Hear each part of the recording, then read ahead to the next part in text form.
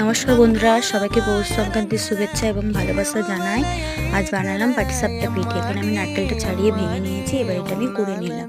কড়াইতে পরিমাণ মতো চিনি দিলাম, দিয়ে এর মধ্যে নারকেলটা দিয়ে দিলাম, দিয়ে এবার এটা ভালো করে ভেজে নেব, লাল লাল করে। দিয়ে ভাজা হয়ে গেলে নামিয়ে নিলাম। এবার ময়দাটা রেডি করব।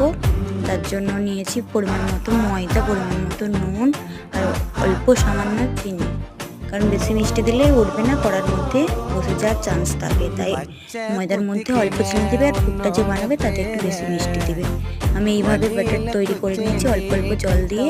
দেখতে পেয়েছো খুব গাঢ় নয়, খুব পাতলা নয়, ডাবুর গায়ে হালকা একটা স্তর পড়ছে এই মতো। এবার আমি কড়াইয়ের মধ্যে তেল ব্রাশ করে দিলাম। এবার এর মধ্যে এক হাতে দিয়ে দিলাম, দিয়ে ডাবুর সাহায্যে গোল গোল করে ঘুরিয়ে নিলাম।